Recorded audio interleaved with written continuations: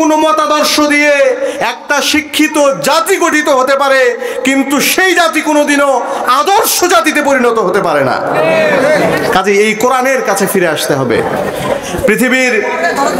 পৃথিবীর শ্রেষ্ঠ দার্শনিক, বড় বড় বিদ্বান ব্যক্তি, on heroes, hero worship and heroic in history এর গ্রন্থের লেখক Thomas Carlyle, Mohammed and Mohammedanism গ্রন্থের লেখক Bosworth R Smith, decline and fall of Roman empire এর লেখক ইতিহাসবেত্তা Edward Gibbon, Jesus in the Quran গ্রন্থের লেখক জিওফ্রে পানিন্দা, দ্য হান্ড্রেডস গ্রন্থের লেখক মাইকেল এইচ হার্ট, দার্শনিক জর্জ বার্নার্ড শো, ঐতিহাসিক ফিলিপ হিট্রি, স্বামী বিবেকানন্দ, করমচাঁদ মোহনদাস করমচাঁদ গান্ধী সহ এই পৃথিবীর অসংখ্য দার্শনিক, শিক্ষাবিদ, সাহিত্যিক, গুণী ব্যক্তি নিজেরা কোরআনকে না মানলেও, কোরআনের শিক্ষাকে নিজেদের জীবনে গ্রহণ না করলেও এই কোরআন যে সত্য, এই কোরআন যে অলৌকিক, তার স্বীকৃতি দিয়ে গেছে। সুবহানাল্লাহি ওয়া বিহামদিহি। এমন একটা গ্রন্থ, এমন একটা কিতাব আমরা পাইলাম, কিন্তু সেই কিতাবের যত্নকে আমরা নিতে পারছি? প্রিয় ভাইরা কথা বলেন, আমরা কি নিতে পারছি? আমরা পারছি না। অথচ আগের দিনের মুসলমান, আগের দিনের মুরব্বীরা তারা কিন্তু পারতেন। এই যে আমার সামনে যে মুরব্বী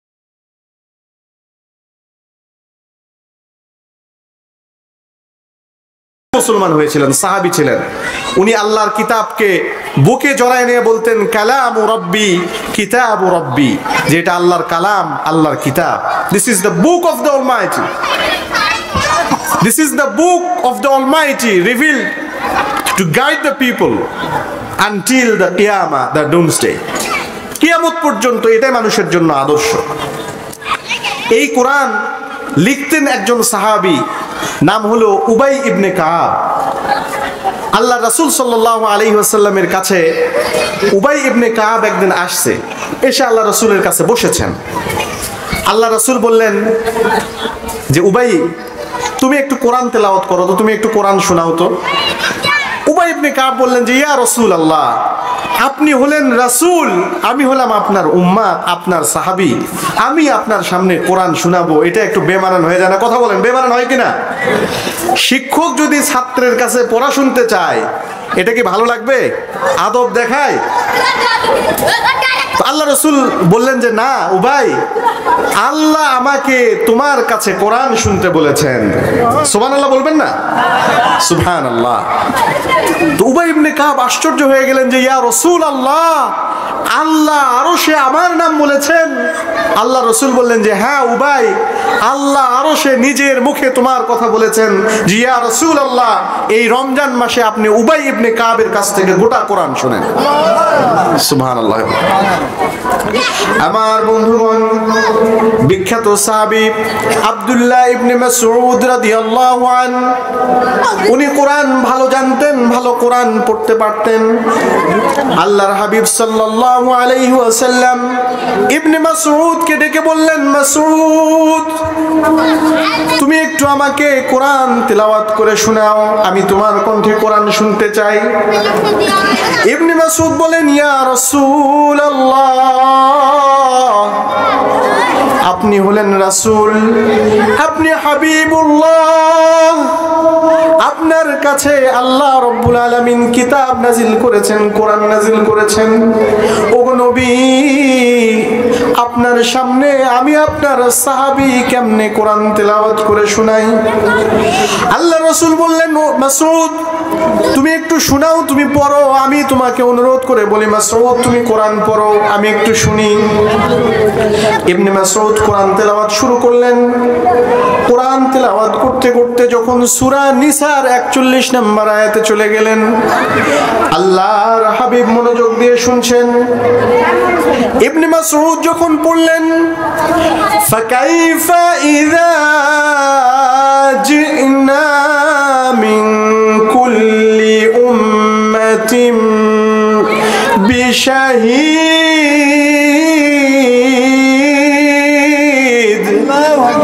ওয়াজিনা বিকা আলা হাউলাই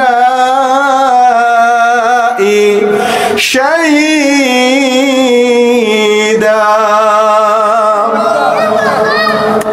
আল্লাহর হাবিব যখন এই তিলাওয়াত শুনলেন, ও নবী সেই দিন কেমন হবে যেদিন সমস্ত মানুষ এক মাঠে চলে আসবে কিয়ামতের দিন। এই কঠিন দিনে ও নবী এটা কেমন হবে? মানুষ দাঁড়ায় থাকবে, ফাকাইফা ইযা জিনা মিন কুল্লি উম্মাতিন বিশাহিদ। ও নবী সব উম্মত থেকে, সব জাতি থেকে আমি একজন করে সাক্ষ্য নিয়ে আসব, আর এই সকল সাক্ষীর উপরে আমি আল্লাহ আমার হাবিব আপনাকে প্রধান সাক্ষী বানায় দিব।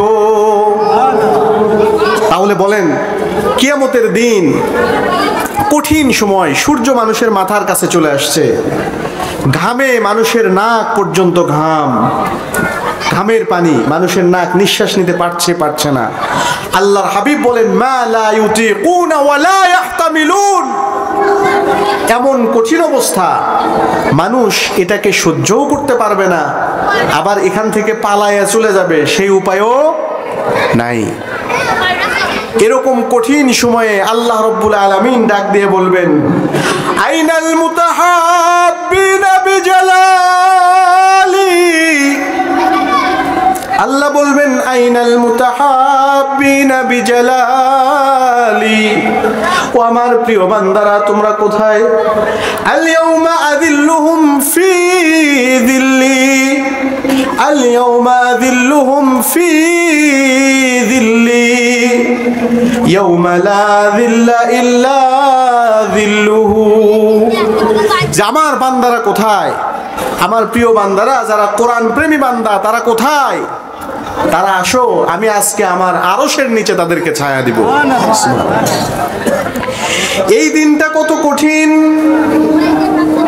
আল্লাহর হাবিব সাল্লাল্লাহু আলাইহি ওয়াসাল্লাম বলেন, আন আবি হুরায়রা রাদিয়াল্লাহু আনহু ক্বালা উতিয়াল বিলাহমিন ইলা নবী সাল্লাল্লাহু আলাইহি ওয়াসাল্লাম। একদিন আল্লাহ রাসূলের সামনে একটা মাংস, একটা গোশত নিয়ে আসা হলো, একটা ছাগল নিয়ে আসা হলো। ফারুফিয়া ইলাইহি যিরা। এরপর সেই গোশতের, সেই ছাগলের রানটা আল্লাহ রাসূলের সামনে দেওয়া হলো। ওয়া কানাত তুজিবুহু। আর আল্লাহর রাসূল এই রানটা খেতে বেশি পছন্দ করতেন। ফানাহাশা মিনহা নাহশাতান। এবার এই রান থেকে আল্লাহর রাসূল গোশত ছিঁড়ে ছিঁড়ে খাচ্ছেন।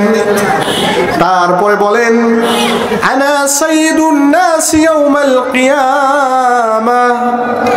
ও মুসলমান, ও আমার উম্মাত, শোনো, কিয়ামতের দিন আমি হব সমস্ত মানুষের নেতা।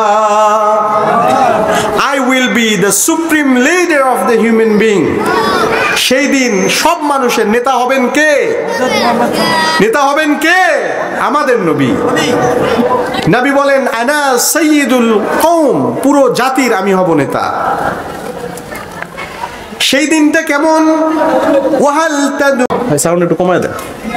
ও আমার উম্মাত, তোমরা জানো এটা কেন হবে? আমি কেন নেতা হব? কেমনে নেতা হব? ইয়াজমাউল্লাহুন নাসুল আউয়ালিনা ওয়াল আখিরিনা ফি আরদিন সুঈদিন ওয়াহিদিন। আল্লাহর হাবিব বলেন, কিয়ামতের দিন আদম নবী থেকে শুরু করে নিয়ে কিয়ামত পর্যন্ত যত মুসলমান, অমুসলিম যত মানুষের জন্ম হবে, সব মানুষকে ফি সুঈদিন ওয়াহিদিন, একই মাটিতে, একই মাঠে, একই কাতারে দাঁড় করায় দেওয়া হবে। ইয়াসমিউহুমুদ দাঈ। সেই মাঠে যখন আল্লাহ রাব্বুল আলামিন কোনো কথা বলবেন, একটা কথা, একটা ডাকে, সেই মাঠের সব মানুষ সেই কথা শুনতে পারবে। ওয়া তাদনুশ শামসা। সূর্য মানুষের মাথার কাছে চলে আসবে। সূর্য মানুষের মাথার কাছে, ঘামগুলো নাক পর্যন্ত হয়ে যাবে, মানুষ ঘামের ভেতরে হাবুডুবু খাচ্ছে।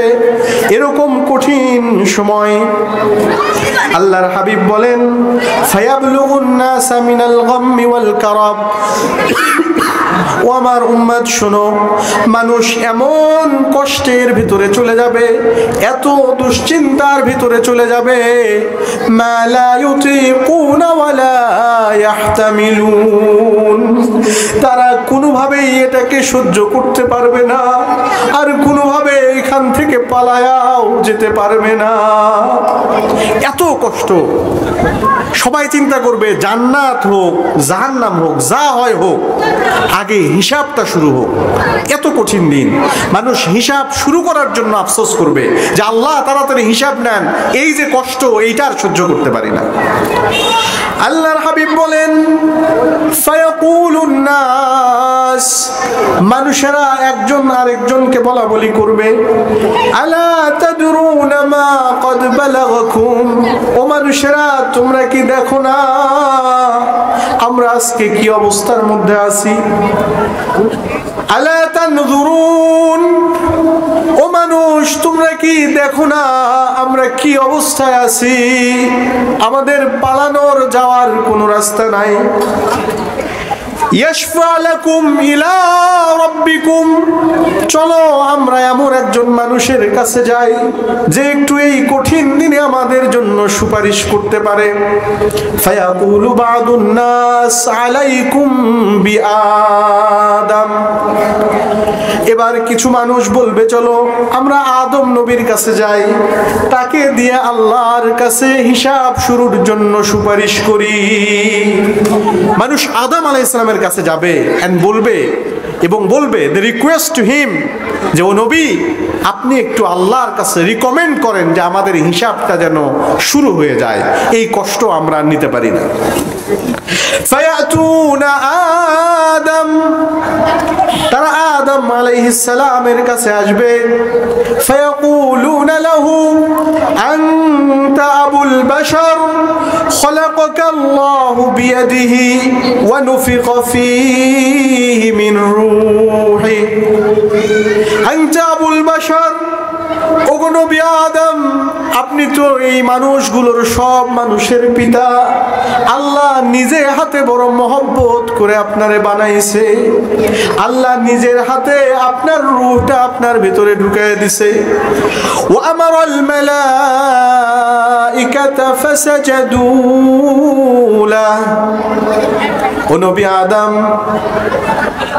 আল্লাহ তো আপনার শ্রেষ্ঠত্ব প্রমাণের জন্য ফেরেশতাদেরকে আপনাকে সিজদা করার আদেশ দিয়েছে। ফাসাজাদু লাহ, আর ফেরেশতারাও তো আপনাকে সিজদা করেছে, সুতরাং আপনি হলেন পৃথিবীর শ্রেষ্ঠ মানুষ। আদম আলাইহিস সালামের কাছে অনুরোধ করবে। আদম আলাইহিস সালাম বলবেন যে আমি আবুল বাশার, এইটা ঠিক আছে, কিন্তু ইন্নাল্লাহা ক্বাদ গাদাবা রাব্বি, আমার রব আজকে এমন রাগ করেছেন, লাম ইয়াগদাব ক্বাবলাহু মিসলুহু ওয়া লাম ইয়াগদাব বা'দাহু মিসলুহু, আমার রব আজকে এমন রাগ করেছেন, এর আগেও কোনোদিন এত রাগ করেন নাই, এর পরেও কোনোদিন এত রাগ করবেন না। তাহলে কিয়ামতের দিন আল্লাহর কি নাম হবে? কাহার। আল্লাহ রাব্বুল আলামিন বলবেন লিমানিল মুলকুল ইয়াউম, আজকের রাজত্ব কার? আজকের রাজত্ব একমাত্র আল্লাহ তাআলার। এই দেশে মানুষের রাজত্ব কম ছিল না, মানুষ প্রভাব কম দেখায় নাই। এমনও মানুষ ছিল যারা শত শত হাজার হাজার মানুষকে খুন করেছে, কিন্তু আল্লাহ রাব্বুল আলামিন আজকে তাদেরকে এখান থেকে হিজরত করতে বাধ্য করেছে। ঠিক কিনা? ঠিক কিনা? কাজেই মানুষের ক্ষমতা চিরস্থায়ী নয়। আমি একবার জাপানিজ একজন লোকের সাথে কথা হচ্ছিল, তো জাপানিরা বলতেছে যে আমরা খুব সাহসী। তা আমি বললাম তোমরা কি দিয়ে সাহসী, মানে how you guys are most brave, তোমাদের সাহস বেশি কেমনে? তো বলছে এটা আমাদের খাবার দেখলে বোঝা যায়, তোমরা খাও ভাত ডাল গরুর গোশত, তাই তো, আর আমরা কি খাই? আমরা খাই কাঁকড়া, আমরা খাই অক্টোপাস, আমরা খাই বিষাক্ত মাছ। জাপানে একটা খাবার আছে বিখ্যাত, সুশি, সাশিমি। এগুলো বানানোর জন্য যেই মাছ লাগে, এই মাছটা হলো খুব বিষাক্ত মাছ। এটা তারা খুব সাবধানে পরিষ্কার করে সেই কাঁচা মাছ দিয়ে এগুলো বানায় এবং খায়। তারা বলতেছে যে আমরা হচ্ছে এরকম জ্যান্ত অক্টোপাস আমরা খাই। তা আমি বললাম যে we are braver than you, যে তুমি তো আমাদের খবর জানো না, আমরা তোমাদের থেকেও বেশি সাহসী। তো বলতেছে কেমনে? আমি বললাম যে উই ইট স্টোন, আমরা আয়রন খাই। আমাদের দেশের লোক, আমাদের দেশের মানুষ পাথর খাইতে পারে, লোহা খাইতে পারে, রড খাইতে পারে। তো সে তো অবাক হয়ে গেল যে মানুষ এটাও খাইতে পারে। তা আমি বললাম যে হ্যাঁ পারে। আচ্ছা বলেন তো, এই যে দেশের শত শত রাস্তা যখন তৈরি করা হয়, রাস্তা দেওয়ার কথা 8 ফিট, 4 ফিট বা 3 ফিট খোয়া দেওয়ার কথা, দেশে 2 ফিট, বাকি 2 ফিট কই? বাকি 2 ফিট কোথায়? নেতার পেটে। তো শুধু রড, বালি, পাথর, খোয়া এগুলা খেয়েই থামে নাই, গরম যে পিস ওইটাও খাইছে। তাহলে এই খেয়ে কিয়ামতের দিন কিভাবে উঠবে? কিভাবে আল্লাহর কাছে দাঁড়াবে? কিভাবে সুপারিশ করবে? আল্লাহর হাবিব সাল্লাল্লাহু আলাইহি সাল্লাম বলেন যে একজন লোক আল্লাহর কাছে দোয়া করতেছে, খুব কাকুতি মিনতি করতেছে যে আল্লাহ আপনি আমাকে মাফ করে দেন, মাফ করে দেন। ফেরেশতারা বলতেছেন যে আল্লাহ আপনি একটু তার প্রতি রহম করেন, মাফ করে দেন। আল্লাহ বলতেছেন আরে ওরে কিভাবে ক্ষমা করব? সিয়াবুহু হারামুন ওয়া শারাবুহু হারামুন ওয়া তুআমুহু হারাম। ও যা খায় সেটা হারাম, যেটা পান করে সেটা হারাম, ও গায়ে যে শার্ট পরে আছে ওইটাও হারাম। কাজী যারা হারাম খায় তারা কি আছে? কথা বলেন আছে? এখন যদি কেউ আবার নতুন করে এই হারাম খাওয়ার, রড খাওয়ার, সিমেন্ট খাওয়ার প্রবণতা শুরু করে, এদেশের তৌহিদি জনগণ কি মেনে নেবে? কথা বলেন আমরা মেনে নিব? আমরা চাই কোরআনের শাসন। যারা কোরআনকে ভালোবাসে, কোরআনকে চায় এবং কোরআন দিয়ে বিচার কার্য পরিচালনা করবে, আমরা তাদেরকে চাই। কথা বলেন ঠিক কিনা? ঠিক কিনা? প্রিয় ভাইরা, যখন আদম আলাইহিস সালাম বলবেন যে আমার তো আল্লাহ তাআলা এত রাগ করেছেন যে এরপরে আর কোনোদিন এত রাগ করবেন না, এর আগেও কোনোদিন এত রাগ করেন নাই, সুতরাং নাফসি নাফসি নাফসি, আমি আমাকে নিয়ে বড় চিন্তা করতেছি, কারণ আমার রব আমাকে জান্নাতে থাকতে বলেছিলেন, ওয়া নাহাইতুহু, আর উনি আমাকে নিষেধ করেছিলেন, ওয়া নাহানি আনি শাজারা, আমাকে একটা গাছের কাছে যাইতে মানা করছিলেন, ওয়া আসাইতুহু ফাআসাইতুহু, আমি সেটাকে অস্বীকার করে সেই গাছের ফল খেয়ে ফেলেছি। সুতরাং নাফসি নাফসি নাফসি, আমি আমার সম্পর্কে বড় সন্দিহান, আমি সুপারিশ করতে পারবো না। ইযহাবু ইলা গায়রি, তোমরা অন্য কারো কাছে চলে যাও। ইযহাবু ইলা নূহ, তোমরা নূহ আলাইহিস সালামের কাছে যাও।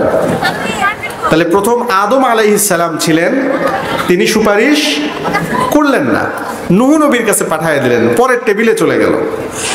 ফায়াতুনা নূহান, মানুষেরা নূহ নবীর কাছে আসলেন।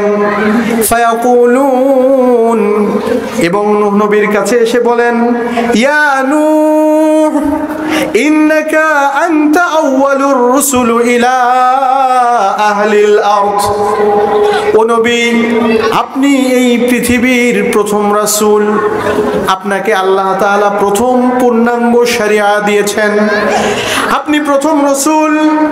ওয়াকাদ সাম্মাকাল্লাহু আবদান শাকুরা, আর আল্লাহ আপনাকে কৃতজ্ঞ বান্দা, শুকরিয়া দানকারী বান্দা হিসেবে কবুল করেছেন, ঘোষণা দিয়েছেন।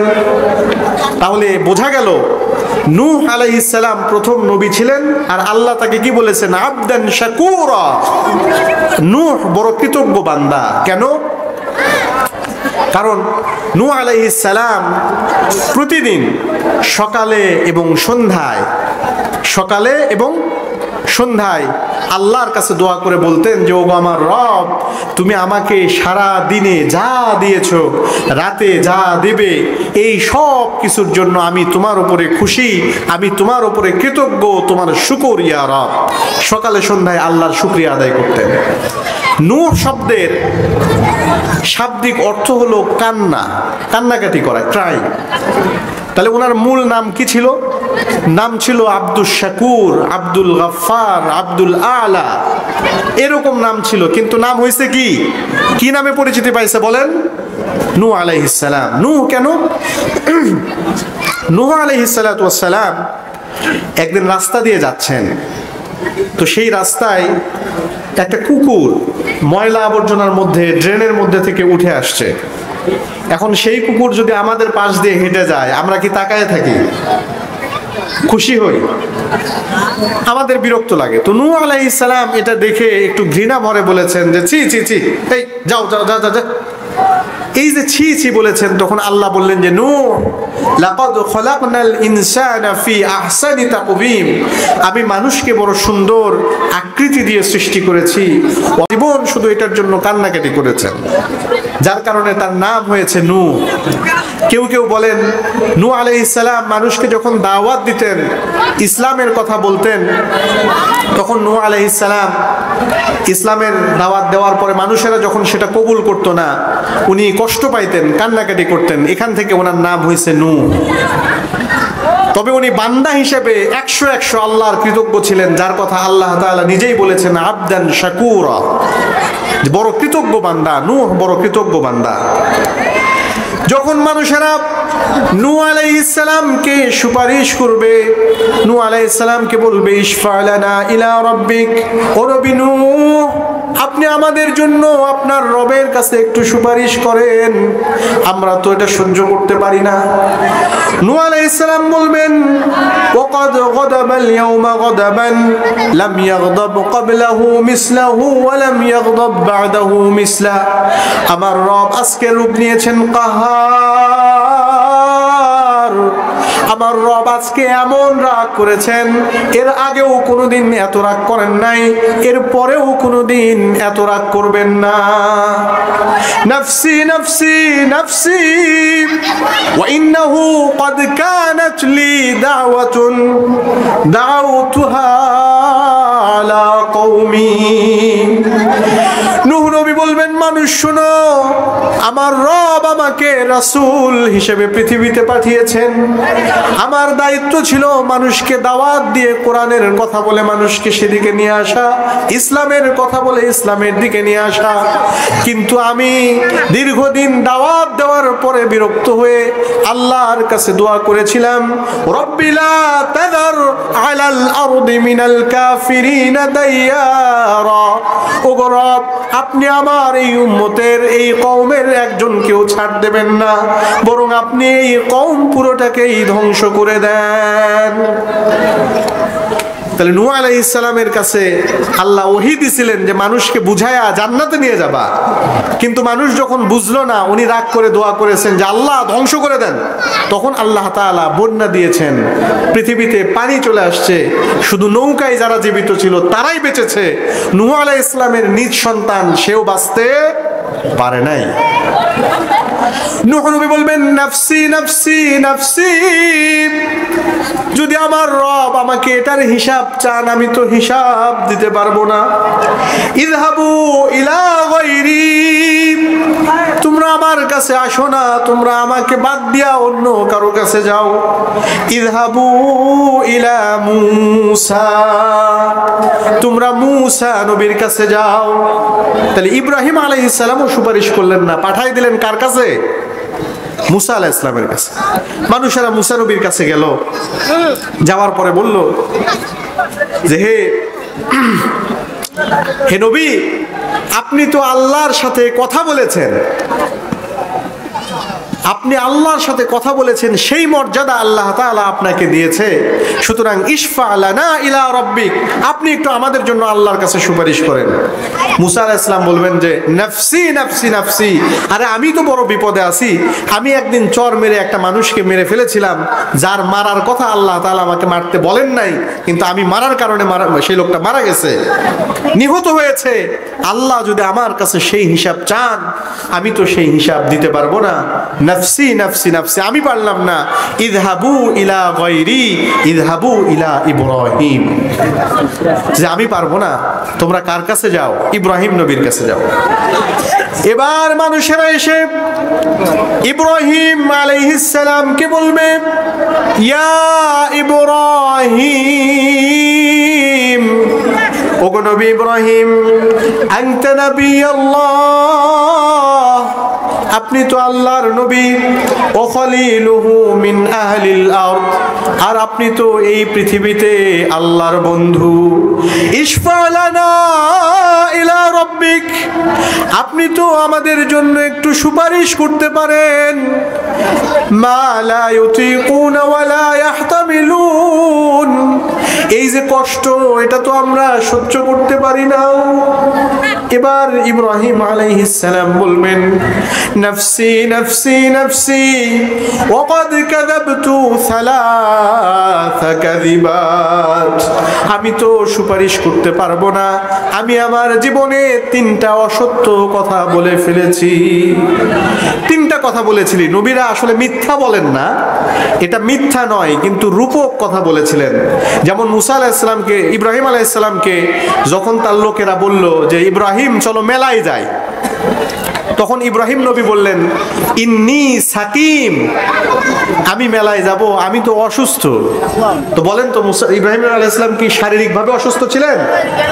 শারীরিকভাবে ফিট ছিলেন, he had a sound health, কিন্তু উনি যান নাই, কারণ মানসিকভাবে উনি অসুস্থ ছিলেন, মানসিকভাবে উনি অন্যায়ের দিকে, খারাপের দিকে, খারাপ মেলায় উনি যান নাই।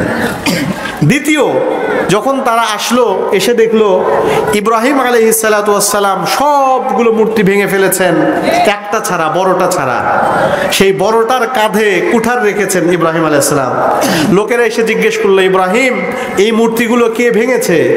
ইব্রাহিম আলাইহিস সালাম কি জানতেন না যে আমি ভাঙছি? কথা বলেন, জানতেন কিনা? জানতেন, কিন্তু উনি কি বললেন, যে যার ঘাড়ে কুঠার রাখা আছে তাকে জিজ্ঞেস করো। এই একটা কথা। ইব্রাহিম আলাইহিস সালাম যখন তার স্ত্রীকে নিয়ে সফরে যাচ্ছিলেন, জালিম বাদশাহ তাকে ধরেছিল, আপনাদের জানা কথা। তো ইব্রাহিম আলাইহিস সালাম তার স্ত্রীকে বলেছিলেন যে উনি আমার বোন। তো এই জন্য ইব্রাহিম আলাইহিস সালাম বলবেন যে আমি 3টা কথা এরকম বলেছি, যেগুলো রূপকভাবে আমি বলেছি, বাহ্যিকভাবে এটা শুনলে মনে হয় মিথ্যা কথা। সুতরাং আল্লাহ যদি আমাকে ধরেন, এজন্য আমি এর হিসাব দিতে পারবো না। এবার লোকেরা বলবে, ওগো ইব্রাহিম, তাইলে আমরা কার কাছে যাব? ইব্রাহিম নবী বলেন, ইযহাবু ইলা গায়রি ইযহাবু ইলা ঈসা ইবনে মারইয়াম, যে আমার কাছে নয়, তোমরা ঈসা ইবনে মারইয়ামের কাছে যাও। লোকেরা ঈসা ইবনে মারইয়ামের কাছে আসলে তারা বলবে, ইয়া ঈসা আনতা রাসূলুল্লাহ ওয়া কালিমাতুহু আলকাহা ইলা মারইয়াম, ওগো নবী ঈসা, আপনি তো আল্লাহর কালিমা। তার মানে হলো যে এই যে আমরা যারা এখানে আছি, আমরা জন্মগ্রহণ করেছি আমাদের বাবা এবং মায়ের মাধ্যমে, ঠিক কিনা? বাবা মায়ের মাধ্যমে আমরা জন্মগ্রহণ করেছি, কিন্তু ঈসা ইবনে মারইয়ামের মা আছে, বাবা আছে? কথা বলেন, বাবা আছে? বাবা নাই। তাহলে তার সৃষ্টি হলো কিভাবে? আল্লাহ নির্দেশ দিয়েছেন, কুন, হয়ে যাও, ফায়াকুন, হয়ে গেছে। এই যে আল্লাহ মুখ দিয়ে বললেন কুন, এইটাকে বলা হচ্ছে কালিমা। এই জন্য ঈসা আলাইহিস সালামকে বলা হয় কালিমাতুল্লাহ, তার সৃষ্টি হয়েছে আল্লাহর কালিমা দ্বারা, আল্লাহর কথা দ্বারা। সুবহানাল্লাহ। এরপরে মানুষ বলবে যে ওগো নবী, ওয়া কাল্লামতান নাস ফিল মাহদি সাবিয়্যা, আপনি তো শ্রেষ্ঠ মানুষ, আপনি তো দোলনায় থাকা অবস্থায় মানুষের সাথে কথা বলেছেন। মারিয়াম আলাইহিস সালাম যখন তাকে জন্ম দিলেন, দিয়ে গ্রামে আসলেন, গ্রামের লোকজন তাকে বলল যে তোমার বাবা তো, তোমরা তো বংশগতভাবে ভালো, তোমার বাবা তো সালেহ মানুষ, তোমার মাও তো ভালো, তারা তো ব্যভিচারিণী নন, কাজেই তুমি যদি ব্যভিচারী না হও তাহলে এই সন্তান কই থেকে আসলো? তাহলে প্রশ্নটা ঠিক আছে? আল্লাহ তাআলা মুজিজা দেখায় দিলেন, ইন্নী আবদুল্লাহ إني عبد الله آتاني الكتاب وجعلني نبيا وجعلني مباركا أينما كنت وأوصاني بالصلاة والزكاة ما دمت حيا ঈসা আলাইহিস সালাম দোলনায় উঠে বললেন যে ইন্নী আব্দুল্লাহ, আমি আল্লাহর বান্দা। আতানিয়াল কিতাবা ওয়া জাআলানি নাবিয়্যা, আমাকে কিতাব দেওয়া হয়েছে, আল্লাহর পক্ষ থেকে ওহী দেওয়া হয়েছে, আর আমি নবী। সুবহানাল্লাহ বলবেন না? সুবহানাল্লাহ। তো আল্লাহ তাআলা এই মর্যাদা তাকে দিয়েছেন। মানুষ যখন তার কাছে যাবে, যে বলবে ওগো নবী, আপনাকে তো এই মর্যাদা দেওয়া হয়েছিল, ইশফা লানা ইলা রাব্বিক, আপনি একটু আমাদের জন্য সুপারিশ করেন, আপনি একটু আল্লাহর কাছে বলেন যেন হিসাবটা তাড়াতাড়ি হয়। ঈসা আলাইহিস সালাম বলবেন, আমার রব আজকে এত রাগ করেছেন, লাম ইয়াগদাব ক্বাবলাহু মিসলাহু ওয়া লাম ইয়াগদাব মিসলাহু বা'দাহু, এর আগেও কোনোদিন এত রাগ করেন নাই, এর পরেও কোনোদিন এত রাগ করবেন না। আমাকে আমার পরে মানুষেরা খোদা হিসেবে মেনে নিয়েছে, আমার মূর্তি তৈরি করেছে। আমার রব যদি আমাকে এগুলোর হিসাব দিকে জিজ্ঞাসা করেন, আমি এর হিসাব দিতে পারবো না। নফসি নফসি নফসি, আমি আমার সম্পর্কে বড় চিন্তিত। ইযহাবু ইলা গায়রি, তোমরা অন্য কারো কাছে যাও। ইযহাবু ইলা মুহাম্মদ, আমার কাছে না, তোমরা মুহাম্মাদের কাছে চলে যাও। এবার সব লোকজন আমাদের নবী সাইয়্যিদুনা শাফিঈনা মুহাম্মদ সাল্লাল্লাহু আলাইহি ওয়াসাল্লামের কাছে যাবে। মানুষেরা বলবে, ইয়া মুহাম্মদ আনতা রাসূলুল্লাহি ওয়া খাতামাল আম্বিয়া, ওগো নবী, আপনি তো শেষ রাসূল, আপনি তো শেষ নবী, আপনার পরে তো আর কোন নবী আসবে না। ওয়াকাদ গফারাল্লাহু লাকা মা তাকদ্দামা মিন যামবিকা ওয়া মা তাআখার, ও নবী, আপনার জীবনে তো কোনো গুনাহ নাই, আপনার জীবনের আগের পরের সব গুনাহ তো ক্ষমা করে দেওয়া হয়েছে। ইশফা লানা ইলা রাব্বিক, ও নবী, আপনি একটু আপনার রবের কাছে আমাদের জন্য সুপারিশ করেন। আল্লাহর হাবিবের কাছে যখন বলা হবে, আল্লাহ রাসূল সাল্লাল্লাহু আলাইহি ওয়াসাল্লাম বলেন, আমি তখন আমার মাথাটা উঠায়া আরশের নিচে যে সিজদায় পড়ে যাব। আমি সিজদায় পড়ার পরে আল্লাহ রব্বুল আলামিন আমাকে এমন দোয়া শিখায়া দিবেন, এমন প্রশংসা শিখায়া দিবেন, আহসানুস সানাই ওয়া মাহামিদিহি, এমন সুন্দর প্রশংসা, এত সুন্দর দোয়া শিখাবেন, শাইউন, এমন জিনিস যেটা আল্লাহ রব্বুল আলামিন এর